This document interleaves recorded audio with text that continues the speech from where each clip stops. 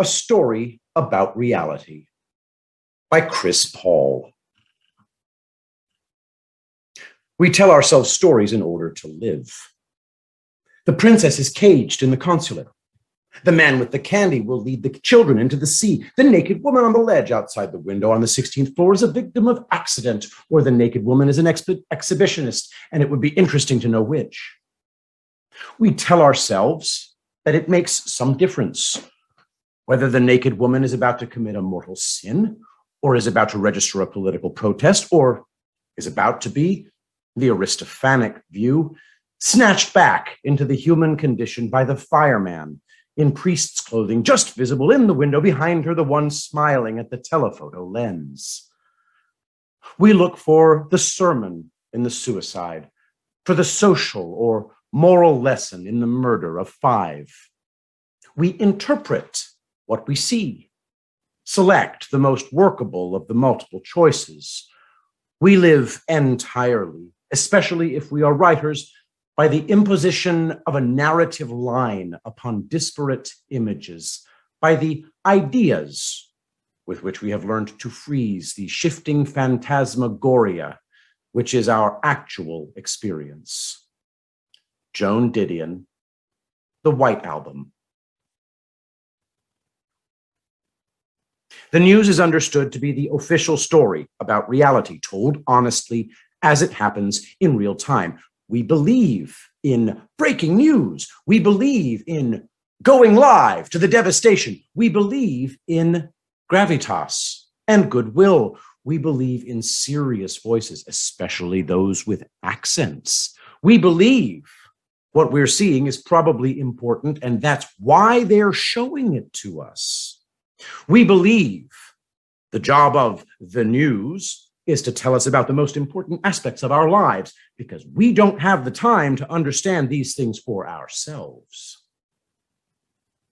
We are told the news is biased toward the truth, and we call that objectivity. We treat objectivity as an unreachable goal that is nonetheless worth striving for, or hinting at, or at least talking about sometimes.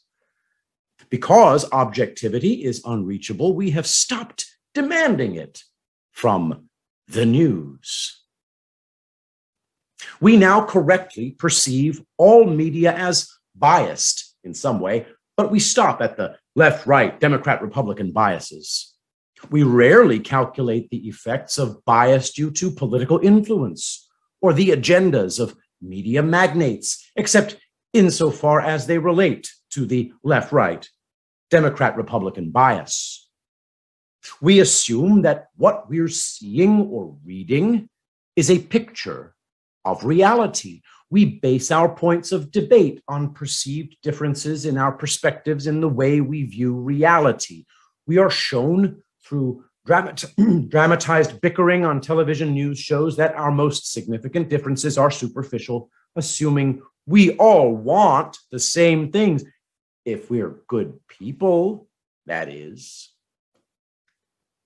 Varying reinterpretations of reality on the news disputed the necessity of vaccine mandates, but agreed that we shouldn't worry about the legality of mandates or the need to preserve our human rights. The news agreed that regardless, the vaccine was very safe and effective. In each varying interpretation of reality presented by the news, the one constant is the safety and efficacy of the vaccine, despite the overwhelming empirical evidence that the vaccine is neither safe nor effective. Every story about reality premised on this false claim works to construct one's own false reality. In the false reality, very good people accepted that mandates might be legal somehow, even though they're not. They accepted that regardless of legality, the moral question, scientific question of the mandate's necessity should override the rights of dissenters. They accepted that believing the science meant things like, if it saves just one life, it is worth it. Just before closing Instagram, rather than examining scientific material, and listening to a wide range of experts before making a life-changing decision. With safety and effectiveness taken as a given, and the legal and moral arguments tossed aside in favor of the science, all that's left is an unsophisticated and superficial argument about the extent of one's authoritarianism. In reality, the vaccines are neither safe nor effective. They destroy human immune systems and lead to far worse outcomes across the board. They do not save lives, and they have not. Their acceptance did not restore the freedoms stripped from the people. In the false reality, very good people are debating whether these same vaccines should be required for infants. It will give them a lifetime of protection, says the news. In the false reality, parents brag on Instagram about protecting their children. When their children come down with myocarditis, parents are still grateful that the child's case of COVID wasn't worse thanks to the vaccine. It did not prevent their child from getting COVID, and it produced a life-threatening heart condition, but it must have helped somehow. In reality, children do not need protection from a disease that cannot harm them and has not. Otherwise healthy children do not die from COVID. In reality, children are dying as a direct result of their parents' thoughtlessness and neglect. Historians will not make a distinction between ancient societies sacrificing children to a false god and our modern society sacrificing children to the science as told to them by the news, received through a series of screens, dumbed down enough for anyone to understand it. There is no distinction to be made. The news argued that if children died, it was for the good of everyone. People agreed, without knowing whether or not the vaccine was good for anyone. The experts said it was necessary. With children's well-being on the line, parents and clinicians did as they were told, often to the applause of people who were childless and planned to remain so. The experts also advise childlessness. If that doesn't indicate an affinity for false idols, what else could? The affinity itself is based on the acceptance of a false reality. Our understanding is that the news, underneath bias and perspective, is still the official story of reality. This is wrong. It is a reality show designed to create an entirely secondary reality where people become completely disconnected from anything true.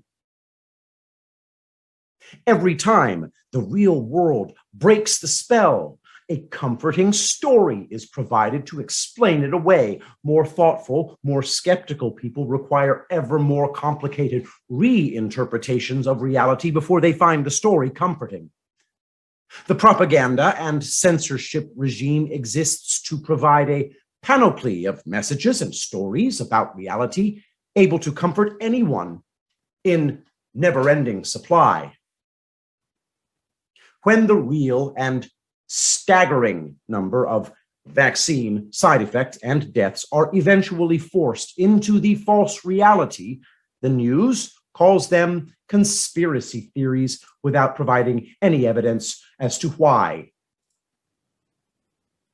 Those who accept the false reality understand that whatever happens, they are not allowed to believe that thing, or else they will be seen as on the other side to people like them.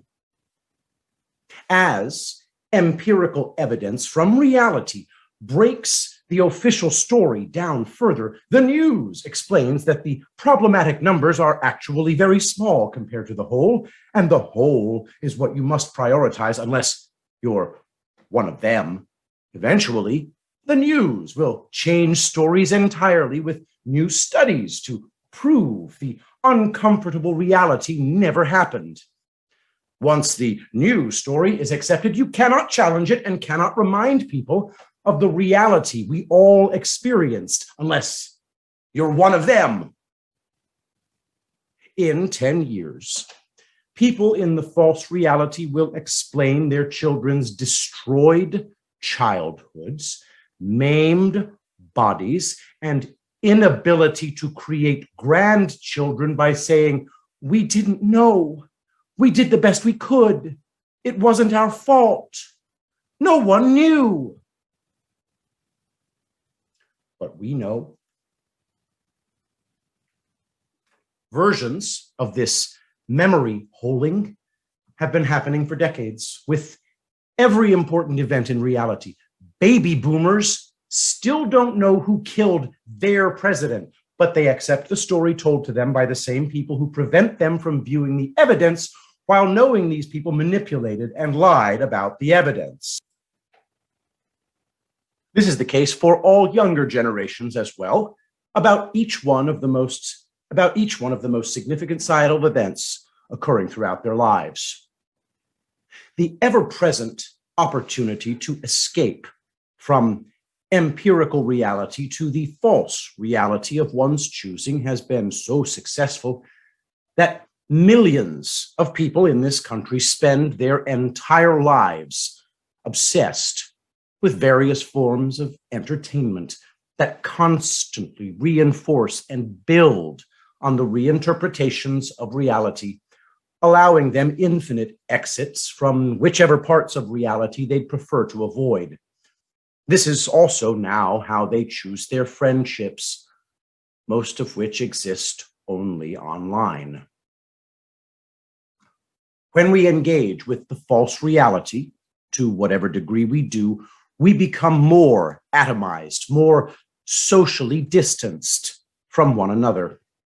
We switch from finding meaning in our interpersonal relationships to finding meaning in sports or film or music or social media.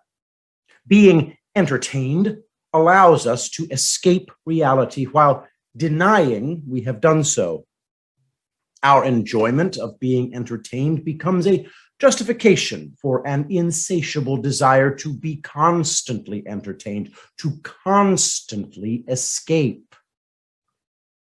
We do this primarily through apps that make us feel our deepest needs are always about to come true. We do this while understanding these apps are designed to create more of the same needs we are using them to satisfy.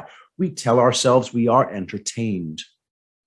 Corporate CEOs refer to us as high-volume users as they plot ways to make their products more addictive, more all-encompassing. They claim they are creating a better tomorrow for everyone. It will happen as soon as you give them ample power. Society has arrived at the point where people long to be famous just so other people will think about them. Their fans and followers will always love them, they think, even as their real-world relationships are superficial and falling apart, creating drama. To avoid the drama, they will distance themselves in their real-world relationships and try to further bond with strangers online. The love and adoration of strangers or relative strangers is validating because it's easy to imagine fans and followers see the true good in us, the real us, the people we wish we were. We imagine these strangers who view our content are able to see what so many of the people close to us fail to see. What good are a handful of honest and caring friends and family members compared to 6 million followers, especially when followers can be monetized? As more people accept a new part of the false reality a new official story, the intensity of the blowback and censorship increases on anyone so bold as to deny the absolute and immediate truth of the constantly renewing official story. Our culture is saturated in the central narrative. It's impossible to avoid in reality because we all have the same screens and we all hear the latest slogans. It is a critical misconception in the false reality that we, on the other side, don't know everything about what those addicted to the central narrative believe. But what they believe is not complicated to understand. Indeed, the simplicity is why they all believe it. It's why those addicted to the central narrative can never truly make sense of anything. The story about reality doesn't have to make sense in the false reality. It only has to be accepted by other people like us, smart people. Agreement with smart people is its own justification and can be applied to any belief. The most important things are hard to understand, you see, and who has time for that? Agreeing immediately is the smartest choice because it saves time, allowing us to return to focusing on ourselves. Ukrainian biolabs are a conspiracy theory, and Tinder is real. It's not safe to date in person, but FaceTime is real. You don't want to be seen right now, and text messages are more efficient and just as real if you're good at texting. If one screen makes us feel the wrong way, we turn to another screen, another app. Each little addiction to technology is an exit sign, and every small discomfort is a message that it's time to leave. There are exit messages everywhere. We exit to the false reality to remain in an acceptable mental and emotional state. If the technology fails and the focus on the false reality begins to wane, there are drugs to convince you the technology did not fail. Try the technology on whiskey. Try the technology on LSD. Try the technology on Zoloft. Try the technology on Xanax. Try the technology on street-grade methamphetamine. Try the technology on imported Afghanistan opium produced by Americans. You already paid for it. Try the technology on imported Chinese fentanyl. See, it's working again. After a lifetime inundated with the false reality from children's entertainment to modern education to corporate life to the fracturing of our families and deepest bonds, the central narrative has penetrated every facet of our lives, of reality. As a result, all but the most aware of us believe at least some of the central narrative or understand why we did if we used to. The goal of the truth community is to strip away as many layers of the central narrative as possible, exposing everything false. There is no guarantee that this is even possible, but drawing ever closer to truth and acting in accordance with truth is a worthy human endeavor in itself.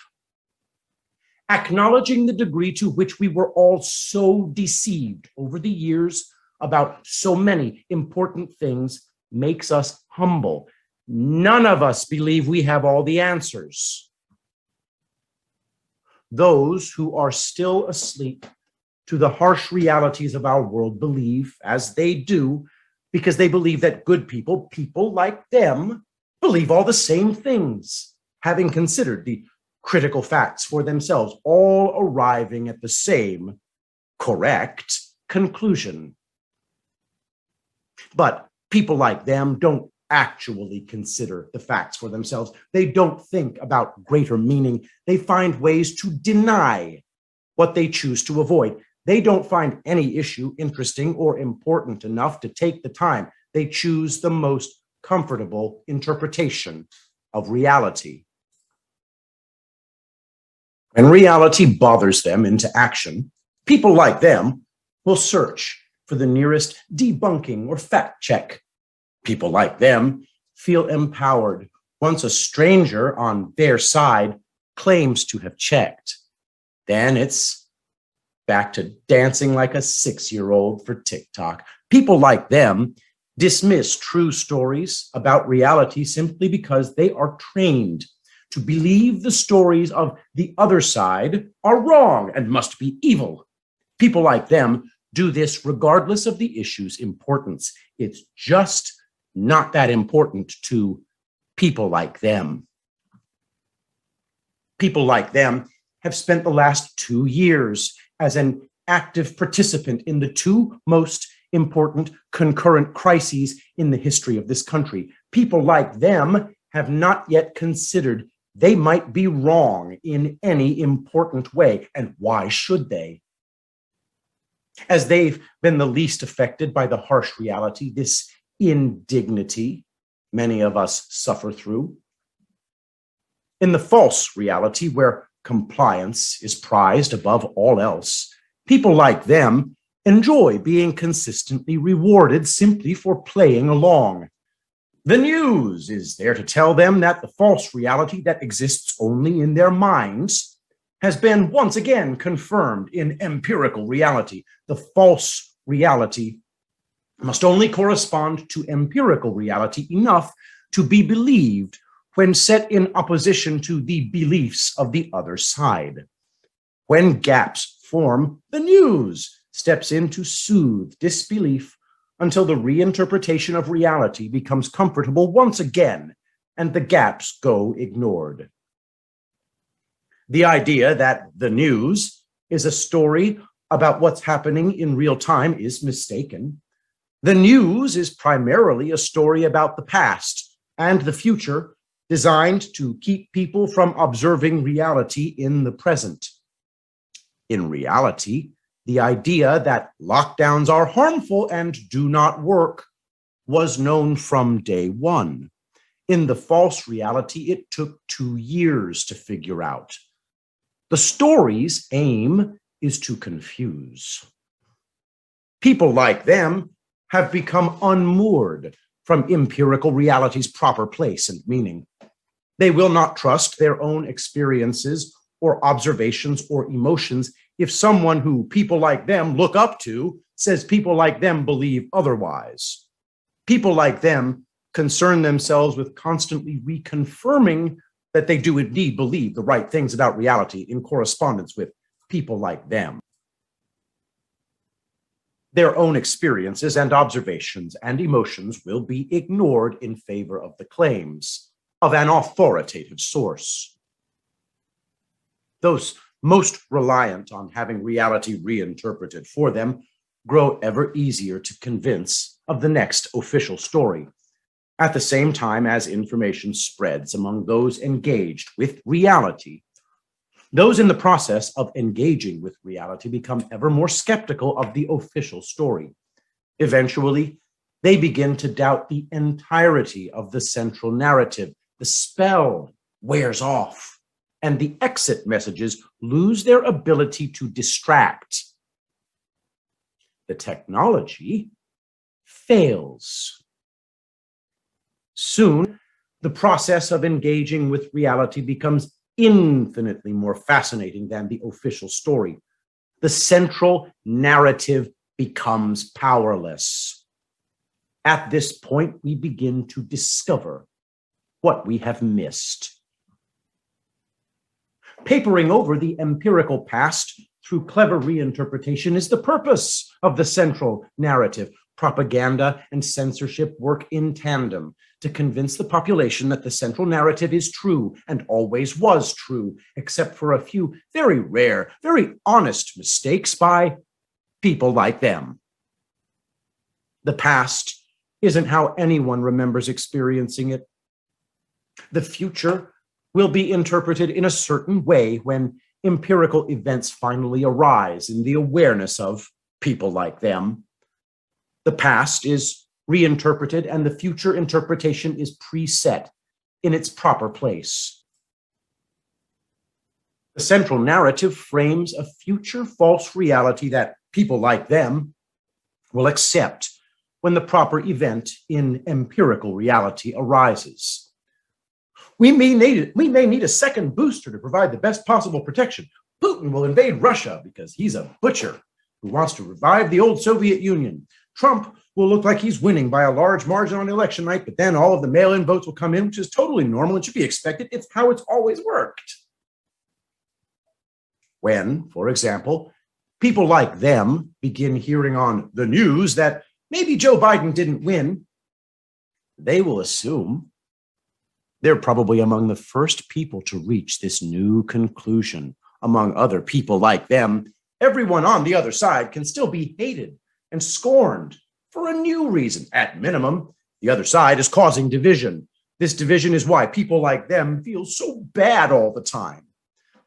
People like them are resigned to believe the only thing that dictates one's human moral worth is one's commitment to repeating enough of the slogans people like them must repeat.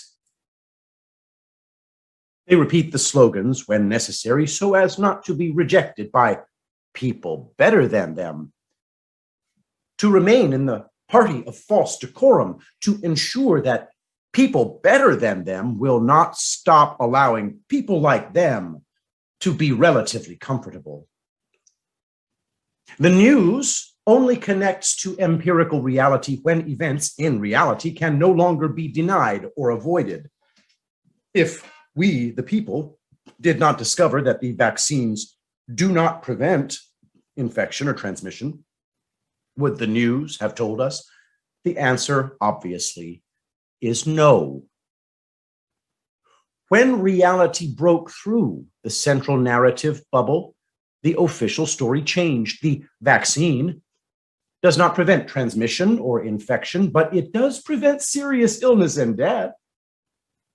When that false reality fades and people understand that in reality the vaccine causes serious illness and death, the news shows us a war in Ukraine or Taiwan, or we see actors assault comedians during an infomercial sponsored by Pfizer to highlight the indignity of alopecia, just as Pfizer's new alopecia drug hits the market. Alopecia is, by the way, an autoimmune disorder. They're not curing temporary baldness.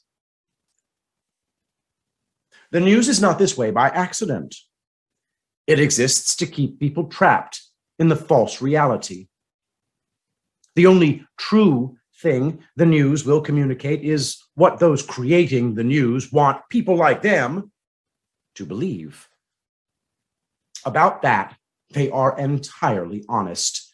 If the official story corresponded to empirical reality, the circus act would be unnecessary. People engaged in reality understand that the official story is a lie, in one way or many ways, always. To understand where the official story's weak spots are, pay attention to the level of shock and emotion the news injects into its stories. The level of shock and emotion indicates the degree to which we, the people, must be harmed by people like them for denying the truth of the latest official story in the presence of people like them or people better than them. People like them reliably prefer to profess firm belief in infinite empirical falsehoods than to accept that the other side was right about anything. Stormy Daniels and Michael Avenatti were on television 24/7 precisely because the official story about Daniels' sordid affair with Trump was not true. Avenatti is now in prison as a convicted fraud and extortionist, and Stormy Daniels owes President Trump over $500,000. The news has also gone for full emotional torment on Russian collusion, the Mueller investigation, 2 spurious impeachments, COVID, George Floyd and BLM Antifa riots, Hunter Biden's laptop, January 6th, vaccines, stand with Ukraine, and above all, the obviously stolen 2020 election. They've gone all in on QAnon as well. One would think, with all the coverage of QAnon, all the scapegoating and othering, the news would have addressed the substance of the phenomenon, but they did not. The news invented a non-existent belief system based on a series of events in empirical reality that cannot be real or must be ignored in the false reality by people like them. The news attributed the belief in QAnon to all of those engaged with reality. The news conducts a propaganda campaign in opposition to those engaged with reality. The goal is to direct emotional and psychological harm toward everyone who questions the official story, anyone who speaks against the central narrative. It is a hate movement. Everything bad is QAnon, and QAnon is the cause of everything bad. The number of objectively true, impeccably sourced facts about reality deemed QAnon is growing. As more people wake up to reality and their beliefs must be deemed QAnon, the number of people called QAnon increases. This is an ever-increasing number of targets for hate. People like them use their entirely unwarranted power to gleefully cancel us, censor us, bully us, shame us, and try to get us fired from our jobs. They do this while people better than them threaten to do the same to people like them.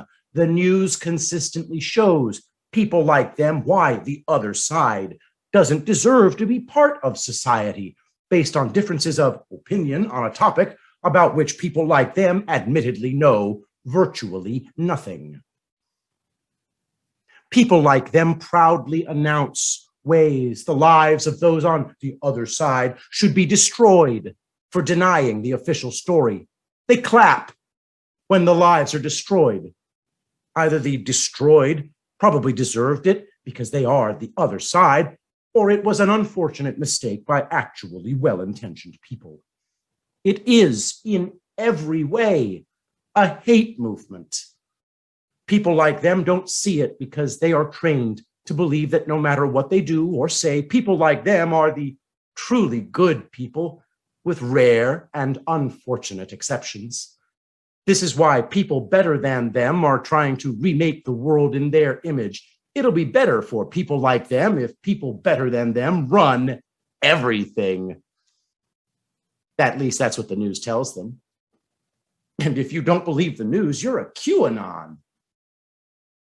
According to the official story, Vladimir Putin is literally Hitler, while people like them publicly support and enact everything Nazis literally did: censorship, segregation, propaganda, medical experimentation, global domination, socialism, communism, eugenics, and request for higher form of humanity likely do not exhaust the clear and accurate comparisons.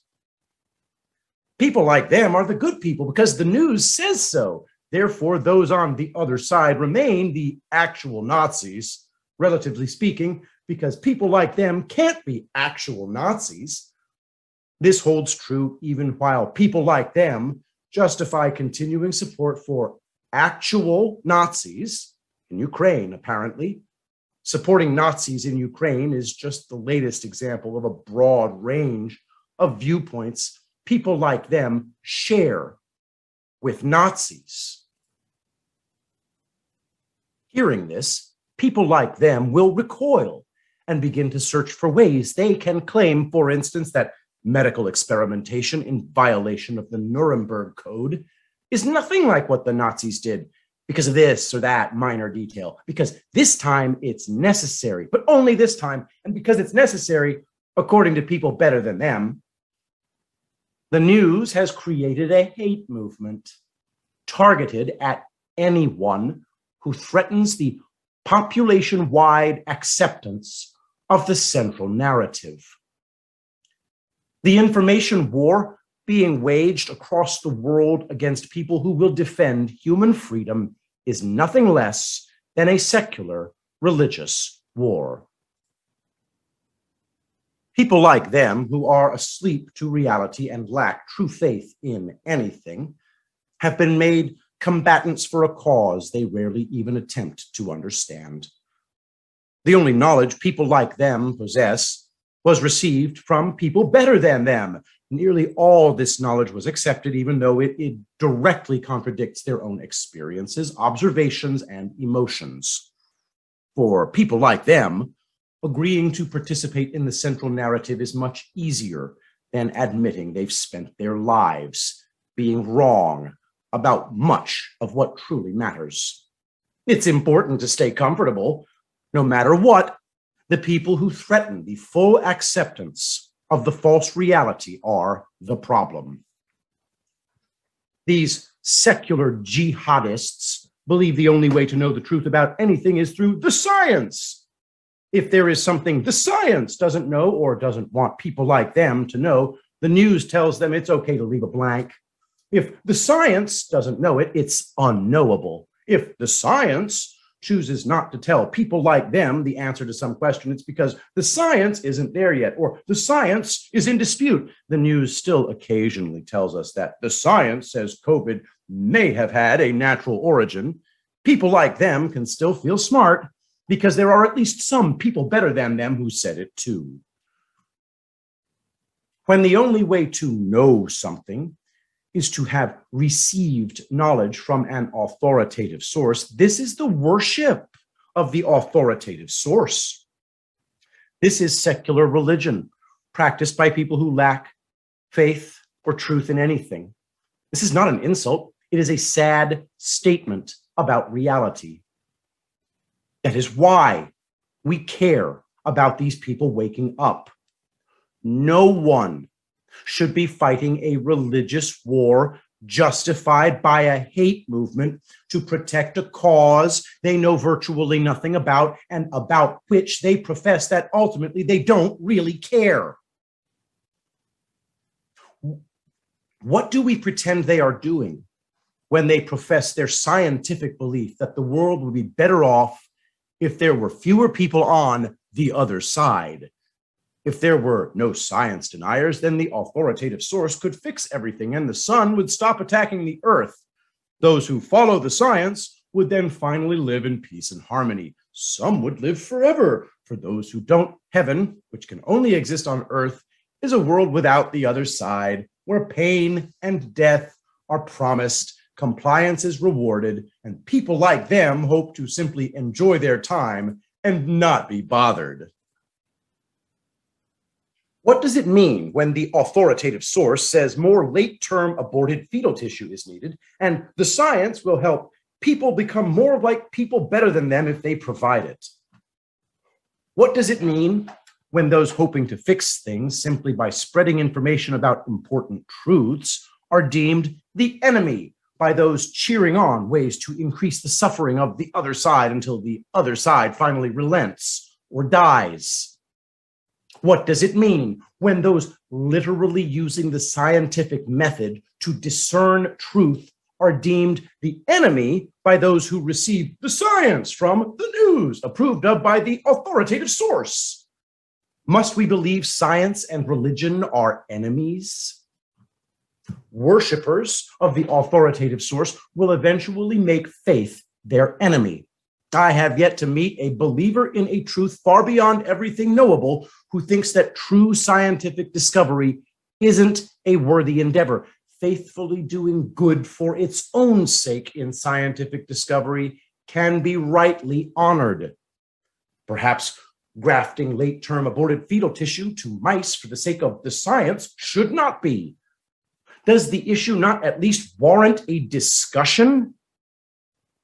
The news is the source of the authoritative source, the author of everything. When the news reports on the science, we must trust the science. The science is official because it comes from the authoritative source. The news gives us the official story about reality, told for the benefit of worshipers of the authoritative source. The news interprets the past and attempts to condition people to a future no one wants. The news is a false story about reality, told by society's most powerful and nothing more. It exists to convince people of a provably false, faith-free reality that rewards us a heaven which can only exist on earth if we promise to always play along, and includes only the benefit of a relatively minor amount of suffering for a relatively short amount of time, a goal worshippers of the authoritative source don't even care to achieve. The news is the official story insofar as it benefits an office of the authoritative source. It reinterprets the past and conditions the people to a future they otherwise would not want. This has happened throughout history. Even many worshippers of the authoritative source, WAS, trademark, have read Orwell. Rather than understanding the book, WAS created complicated ways of explaining how Orwell was actually talking about what the other side must want in the future someday, by virtue of the other side being stupid and evil, relatively speaking. Truth is the most convincing story that maps onto reality. The news is nothing more than a story about reality among other stories about reality. Religious beliefs are stories about reality as well, ostensibly about the highest truths. In terms of illuminating higher truths, religions stick around far longer than any official story. Religious beliefs endure for millennia, while the official story is often changed or denied in a matter of hours or days. Religious beliefs endure because they consistently map onto people's experience of reality and illuminate higher truths, including in the existence of a highest truth in a reality beyond which they claim to know. There is humility that comes with this admission, not conspiracy, not violence, not evil. The news, as a story about reality, is a terrible one. It consistently fails to map onto empirical reality for virtually anyone. A story about reality must reasonably match the empirical reality in order to be convincing. If a map of reality repeatedly leads its followers to faraway dead ends, it's not a map of reality, and it should not be followed. Worshippers of the authoritative source have been abandoned intentionally by those who drew their maps because people like them declined to draw their own. To feel back on track, they do as they're told when the authoritative source asks them to sacrifice a bit of themselves for the benefit of the global community. The authoritative source defines the global community. The news tells us what the global community wants, what it needs from people like them. There is only one truly moral thing for people like them, and that is to do whatever the authoritative source tells them to do. Trusting that the authoritative source is correct and true and working for the benefit of people like them is in every way an act of faith in something for which there is virtually no evidence. Counter evidence is dismissed as heresy. People like them pretend to do good for the good of everyone. They do this without being able to prove what people like them are doing is actually for the good of anyone. They are doing good for the good of everyone because the authoritative source tells them so. The news is a false story about reality told for the benefit of intentionally obscured higher powers and agendas, telling its audience only what the authoritative source wants the audience to believe in the face of a contradicting empirical reality. There is only one true reality, knowable only through the path toward higher truth sought for its own sake. All knowledge is a story about reality. The story is true insofar as it maps onto the underlying realities, empirical, emotional, or spiritual. When a story about reality, properly and sincerely understood, fails to map onto reality, the story should be abandoned. The number of falsehoods we allow the story before abandoning it reflects our faith in the underlying story. Stories that consistently map onto reality stand the test of time, and higher truths can be built on their foundation. What does it say, then? That the truth community, of which people who follow Q are a part, continues to grow as people begin to engage with reality, while, for instance, the moral panic over Trump stealing mailboxes to prevent mail-in voting was forgotten about in days. Was the story false? Yes. But it felt true to people like them. It could have been true. Regardless, it was necessary to the possibility it was true. The news now says it doesn't matter if the mailbox thing was true or not. It was right to believe it at the time. The mailbox thing doesn't matter now. It's in the past. If we were wrong, at least we were wrong for the right reasons. Trump was trying to steal the election by manipulating mail-in ballots, and we stopped him. We won. Q posts are potential fragments of a story about reality. They represent information about reality among other information about reality. The information maps onto reality in some way, or it does not. If it does not, is the information truly understood? If the information is truly understood, how long is information derived from Q allowed to fail to map onto reality before Q is abandoned? This choice is an act of faith, but not in Q. The act of faith is the trust in a more encompassing higher truth about reality to which Q must map. If Q reliably helps to fill in the details of a mental map of reality, then it can be used to facilitate the understanding of higher truths. Maps are not only useful in getting where you're going, they show you where you have been. If you cannot know where you're going and you cannot track where you've been, you do not know where you are. The Q community uses Q posts as reference points from which to draw meaning from events in the world that affect their lives. This is no different in a practical sense than the way religious people use scripture. People search for connections between the words of scripture and the events of their lives. Does a connection exist? If one does, perhaps the event has a higher meaning. If an event doesn't connect with those words of scripture, would it connect with other words? Using Q posts as reference points from which to draw meaning from events in the real world is not stupid and cannot be, because the posts describe events in the real world and leave the meaning open to interpretation. Q posts lead primarily to world events about which the news has blatantly lied. Pursuing the truth of these events is necessary to understanding their meaning, which is necessary for moral decision-making on an individual level, which is reflected on a societal level. On an individual level, this is free, independent thought. On a societal level, it is democracy.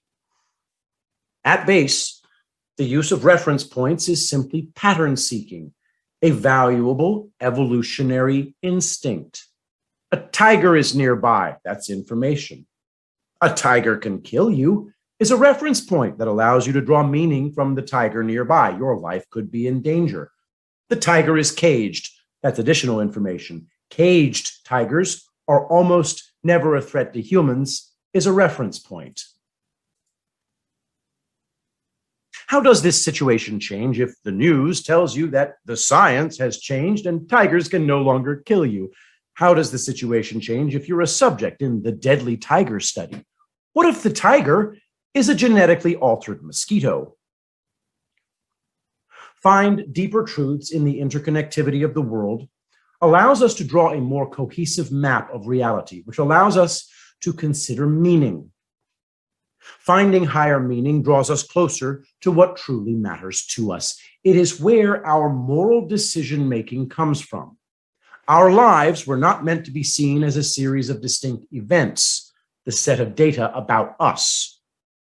When we allow our lives to become data sets, among many other data sets, disparate and without meaning, we subject ourselves to the rule of what is good for everyone as told by people better than us, because people better than us have access to all the data.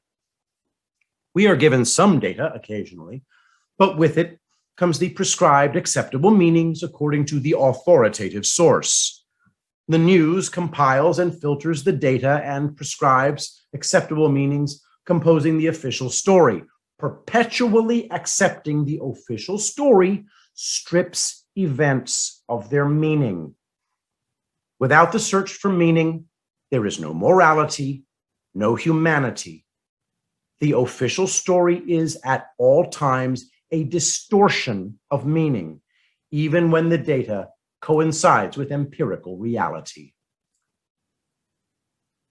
Stories about reality have facilitated our understanding of higher truths since the dawn of humanity. Stories that map onto reality are extremely useful, and they are told over the course of generations because they constitute the most important lessons of those who came before us.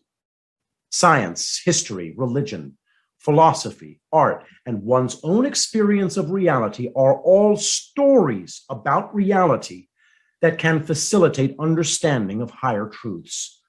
The stories are true insofar as they are convincing. The stories are convincing because they map onto a broader understanding of reality. They fit within a higher and broader understanding of what is true.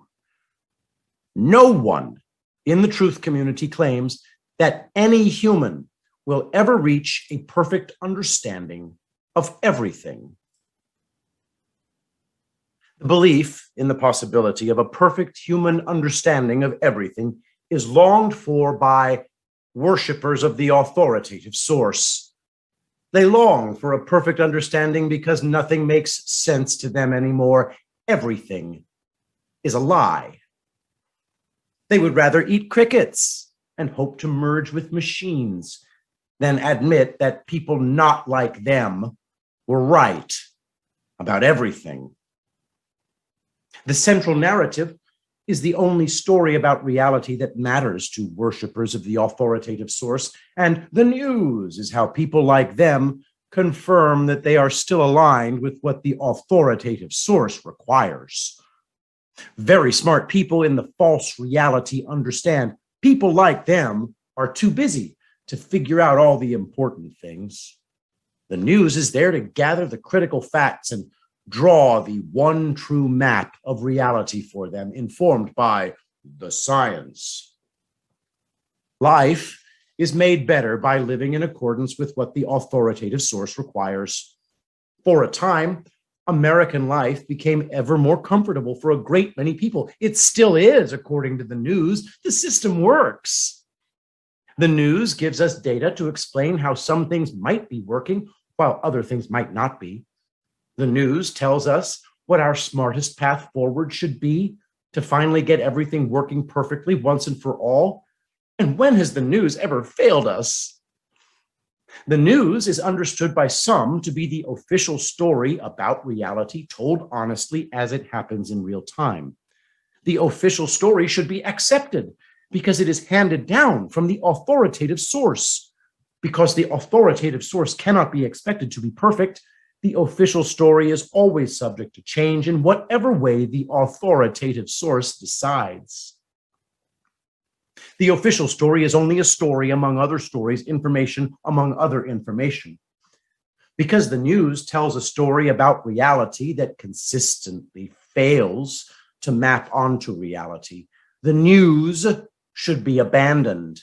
Instead, the authoritative source demands we abandon our map of reality. Q is not a story about reality. Q is information. People have taken information from Q and incorporated it into their broader mental map of reality. Because people start with necessarily different maps of reality, and interpret new information based on their own maps. The stories they construct about reality will vary in different ways. There is nothing unusual about this. It is far more unusual for billions of people to force themselves to agree with all elements of the central narrative when the authoritative source commands them. People engaged with reality do not discriminate in the sources of information about reality. They will follow whichever information maps onto reality if the information facilitates their understanding of higher truths. Some people attempt to do this with astrology or tarot. Others use meditation or ayahuasca. Some use Q posts. Why has one source of information about reality been designated too dangerous to allow? People who draw information from Q posts do not believe Q is the complete source of information about reality. It is only one among many. People who follow Q posts do not ever see Q posts as the highest truth. Q information is or is not a fragment of truth about reality. It maps onto reality or it does not. It facilitates the pursuit of a higher truth or it does not. The extent to which Q is incorporated into one's story about reality is one's own choice and ultimately an act of faith. My research and my thinking have brought me to conclusions I share with many people in the Q community and the broader truth community. I am told I should reject these conclusions because very bad people have arrived at the same conclusions. I should abandon my own map of reality and accept the official story of the authoritative source as told by the news. I should do this to impress people better than me. I should do it to be accepted. I should do it because if I don't, I must be removed from the party of false decorum. Because the range of beliefs in the Q community and the broader truth community is infinite, I have agreements and disagreements with all of them, most likely. We disagree because I'm me and they're them. This used to be how normal people interacted. I'm not committed to their set of beliefs any more than they're committed to mine. Should we not try to understand each other? No one is required to believe Q. The goal is to convince people to abandon the central narrative and engage with reality, to wake up. Because the central narrative is a lie, because the lie is hurting everyone, including those still sleeping. Any reasonable person would conclude that believing the news is a certain path to being consistently, objectively wrong about every important event in society. This is not a bug in the news, it is a feature. The news is wrong on purpose because the goal is to mislead. It is often said that Q should be disregarded because it is obviously a psychological operation, a psyop. I don't dispute that it may well be and likely is a psyop.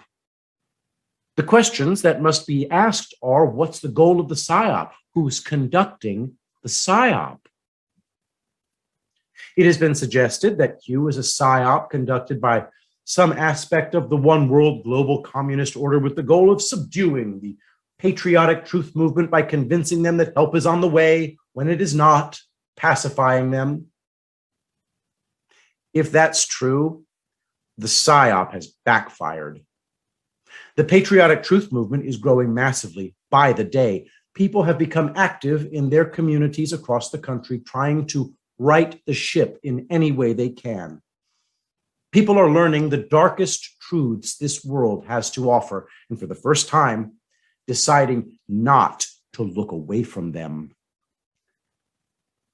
The very wise supporters of the Operation Trust theory contend that tens of millions of people taking up arms and taking over governments through violent revolution is a better path forward, as if that opportunity does not still exist in the future if things come to that.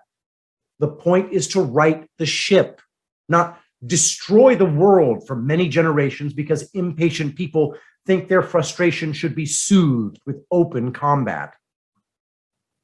If subduing the patriotic truth movement was the goal of the Q PSYOP on behalf of the global communist order, the PSYOP has been a spectacular failure. On the other hand, if Q is a PSYOP run for the reason other than undermining patriotic Americans, it would seem to have been very effective.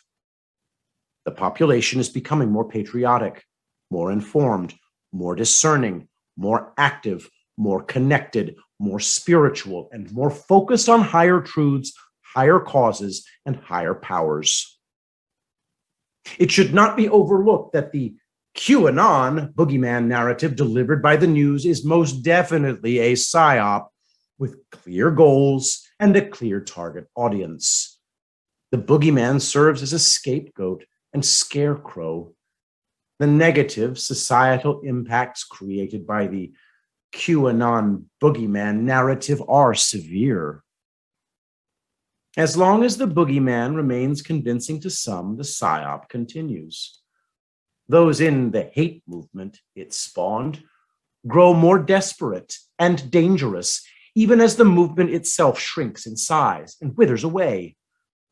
The case that the news is actually the malicious PSYOP and that Q is supported by the real historic existence of Operation Mockingbird and the fact that numerous former military, intel, and law enforcement officials remain regulars on cable news shows despite years of making provably false claims about empirical reality.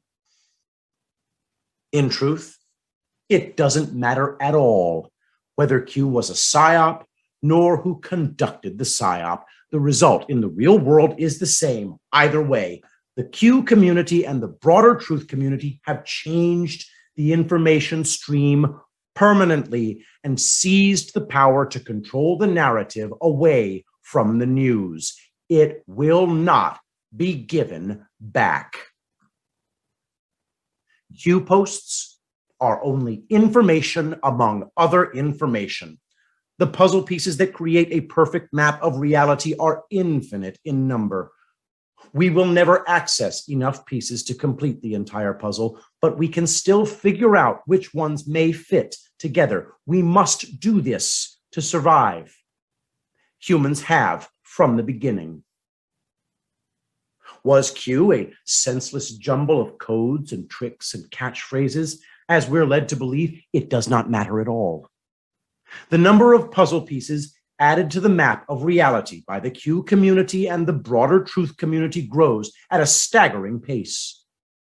The information is analyzed by sophisticated, intelligent, faithful, and dedicated people.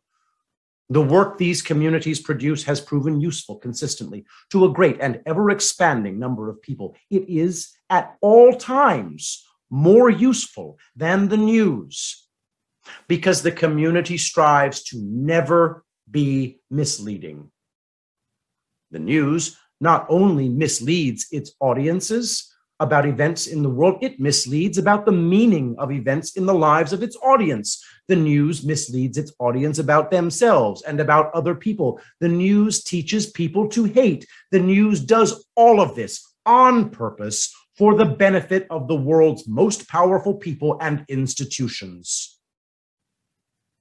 When people say the news is the enemy of the people, this is what they mean. The news intentionally convinces people to compromise themselves, their relationships, and their values. There is evil in this world. It is all around us. We can no longer afford to deny it. No less than the future of human freedom is at stake. Terrorism, biological warfare, psychological warfare, drug trafficking, human trafficking, child sex trafficking, spying, tracking, modern slavery, active concentration camps, intentional medical malpractice, mass censorship and propaganda, false flags, wars of choice and convenience, child torture, sexual abuse, ritual worship of the material world, the reimagining of the elite self as a god of this realm, and the quest for immortality. These things are, in fact, real. people who want to deny them should stop pretending to care about other people. In reality, they have not cared enough to bother finding out whether the news was wrong. After all, people like them agreed the news was right. We tell ourselves stories in order to live. Where have the stories we've accepted brought us? It's worth asking. Worshippers of the authoritative source spend a great deal of time and energy defending and often arguing for all of the evils listed and why they might not be that bad in this case. The broader truth community wants to prosecute everyone involved in inflicting such evils upon society. The community wants justice under the law. Whether @Q on Truth Social is the Q is ultimately irrelevant. If @Q serves the same purpose Q served, it will be useful. If it is consistently useful, people will consistently pay attention to it. The truth is that both @Q and Q are now unnecessary because the truth community is controlling the information stream successfully without additional guidance. The presence or absence of Q or @Q will be a matter of belief. The result of Q, intended or not, now stands on its own. It is clear why the news doesn't want anyone to know this and why they don't want to announce the presence of @Q on Truth Social. The boogeyman is disappearing. The news can't risk letting people discover reality for themselves. Perhaps judgment on Q should be left to the eye of the beholder. No one in the community is trying to rewire your brain. They'd just like you to acknowledge that you're defending Nazis and pedophilia solely because the news told you to, and they'd like you to stop it immediately. In an intelligent and thoughtful society, people would be concerned about people begging for a nuclear world war and the imprisonment of their fellow citizens because of something they saw on the news, something they knew nothing else about and did not try to understand. They, and people like them, cheer on great evils when they know the other side will suffer. They do this because they're worried about being banished from the party of false decorum. They do it because they cannot risk the wrath of people like them and people better than them. They do it because they can't admit they've been brainwashed. People like them are victims of a psyop and do not have any awareness of what they're doing or the harm it's causing. They continue to do what the authoritative source tells them to do. They do it without knowledge or remorse. This is cause for great concern. Instead, the news tells us to worry about QAnon.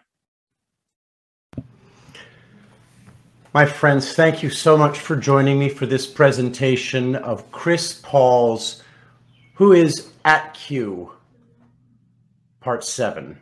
I absolutely adored that piece. The link to read it is in the description. My apologies for waiting so long to get to it. Sometimes just events take over everything and I forget to do pieces that I'm supposed to be doing. I'm really glad that I did this piece. What a magnificent piece of epistemological thought.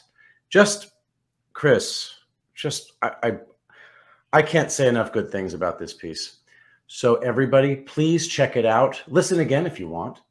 Share this with your friends, especially people who may not fully understand exactly what is going on in this mind war that we're all living through, this strange war, as Mark Conway might have called it.